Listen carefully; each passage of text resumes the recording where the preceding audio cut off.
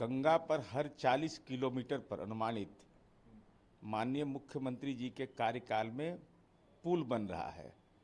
बख्तियारपुर ताजपुर पुल जिसकी चर्चा हो रही है, पुल कहाँ गिरा, स्पैन कहाँ गिरा? जिनके पास प्रमाण है जरा बताएं। स्पैन जब कास्ट ही नहीं हुआ तो आखिर स्पैन गिर कैसे जाएगा? वो बीम था, 6 वर्ष पहले का बीम था, बीम में जंग लग गया था, उसको बदलने की कार्रवाई की जा रही है और बीम को उठाना पड़ता है। वो तकनीकी पक्ष और विभागीय पदाधिकारी घटनास्थल पर पहुंच रहे, इसलिए ये बिहार के जो विनिर्माण के क्षेत्र में काम हो रहे हैं, बहुत लोगों की दूषित राजनीतिक मंशा हो गई है, इसलिए कुप्रचार करते हैं।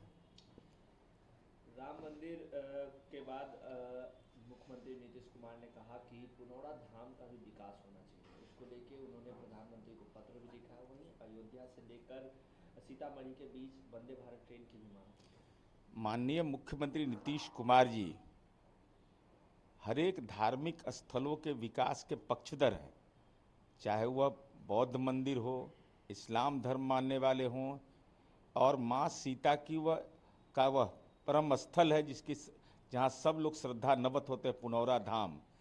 तो स्मरण तो मुझे उतना नहीं है, लेकिन मुझे लगता है कि 75 करोड़ रुपया इसके लिए राज्य सरकार ने अपने निधि से आवंटित किया था। तो वह राज्य सरकार का एक सीमित अधिकार होता है। तो सीतामढ़ी माँ जगत जननी सीता के नाम पर जाना जाता है, तो स्वाभाविक रूप से उसकी कनेक्टिविटी सीता और राम ये दोनों की जो जोड़ी है, ये देश और दुनिया के अंदर में इनके प्रति सम्मान है, सीता राम कहा जाता है। तो इस दिशा में माननीय मुख्यमंत्री जी ने अनुरोध किया है, तो हमारी उम्मीद है कि केंद्र सरकार, चूंकि बिहार में आध्यात्मिक पर्यटन की बड़ी संभावना है, पिछले 2023 में 10 करोड़ लोग बिहार के अंदर में धार्मिक पर्यटन में आए, तो हमारी उम्मीद है कि अगर पुनौरा धाम का विकास होगा तो पर्यटन के क्षेत्र का भी विस्तार होगा। नवादा में उत्पाद टीम पर हमला किया गया शराब माफियाओं के द्वारा। लगातार इस तरीके की घटनाएं सामने देखने को मिले। जब भी छापेमारी करने जा रही है उत्पाद टीम तो उन पर हमला कर रही है। नहीं, जहां भी जा रहे हैं वहां नहीं होता है। अपवाद को संवाद नहीं मानना चाहिए। यह शराबबंदी के खिलाफ जो अभियान चलाया गया है, तो निश्चित रूप से ऐसी घटनाएं प्रतिवेदित होती हैं।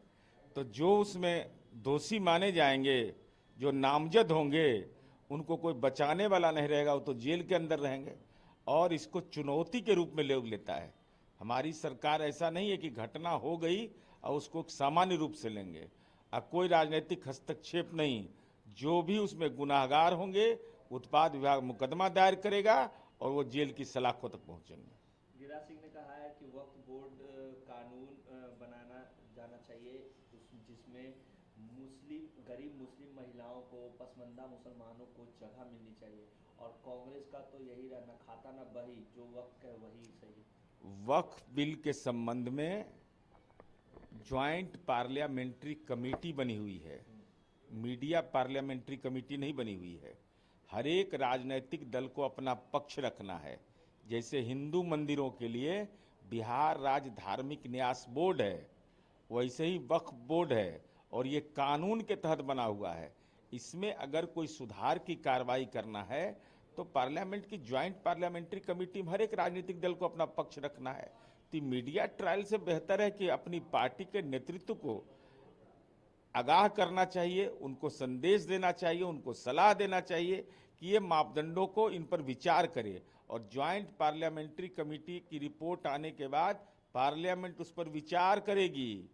विचार करने के बाद उसका फलाफल क्या आएगा, ये तो देश का पार्लियामेंट तय करेगा।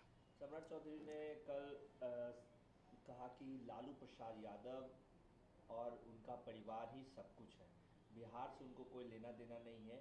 एक ही राजा, एक ही रानी, 2 राजकुमार और 7 राजकुमार। देखिए, माननीय सम्राट चौधरी जी राज्य के उप मुख्यमंत्री हैं, अपना अपना भाषागत शैली होता है, लेकिन ये कहने में कहाँ कोई गुरेज है कि बिहार बाढ़ से जूझ रहा है, आपदा है किसानों के लिए, लेकिन विपक्ष के राजकुमार विदेश दौरे पर हैं।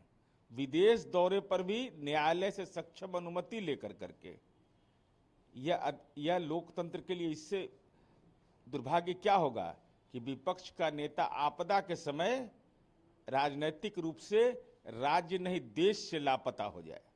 प्रधानमंत्री मोदी ने कहा कि भारत की प्राथमिकता दुनिया में अपना दबाव बढ़ाना नहीं बल्कि अपना प्रभाव बढ़ाना है और हमें आग लगाने की जरूरत नहीं है, हम सूरज की तरह किरण देने वाले लोग हैं। देखिए, भारतवर्ष की जो विदेश नीति रही है, हम गुटनिरपेक्ष आंदोलन के अगुआ रहे हैं और हमारा देश जो हिंदुस्तान है वह पूरी दुनिया के अंदर में राष्ट्रपिता महात्मा गांधी, महात्मा बुद्ध, वर्धमान महावीर की परंपरा के लिए जाने जाते हैं। तो शांति तो हमारा संदेश ही है और अपने सैन्य सामर्थ्य का भी हम विस्तार करते हैं, लेकिन हम इसका इस्तेमाल शांतिकामी जनता के लिए करते हैं। और यही कारण है कि कोई हिंदुस्तान को प्यार करे या घृणा करे, हिंदुस्तान के प्रभाव को इनकार नहीं कर सकता। राजनाथ सिंह ने जम्मू में कहा कि जिस तरीके से आतंकवाद को बढ़ावा दे रही है हमारी पड़ोसी राज्य और भारत में आतंकवाद को पनाह देने की कोशिश जो साजिश करती है, अगर वो शांति रखेंगे तो हम भी शांति रखेंगे, अगर आतंकवाद को बढ़ावा देंगे तो यहाँ शांति नहीं होगा, यहाँ जवाब दिया जाएगा। तो ये देश की तो विदेश नीति पर कभी मतभेद रहा है।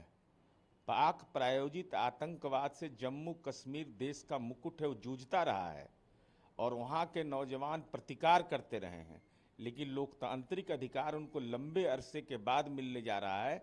तो हमारी उम्मीद है कि जम्मू कश्मीर की जनता ऐसे दौर में, जब जम्मू कश्मीर देश का मुकुट है, पर्यटन का बड़ा स्थल है, पूरे देश नहीं दुनिया से लोग वहाँ जाते हैं, तो ऐसी स्थिति में जनता का जनादेश तो आतंकवाद के खिलाफ होगा ही और देश सामर्थ्यवान है। ऐसे सवालों पर कोई राजनीतिक मतभेद या मनभेद नहीं होता है। उन्होंने ये भी कहा है कि भारत की धरती पर अगर आतंकवाद नहीं फैलाएंगे तो हम इसके लिए तैयार हैं और उनसे संवाद भी करेंगे। पड़ोसी राज्यों से संवाद करने की बात कही जा रही है।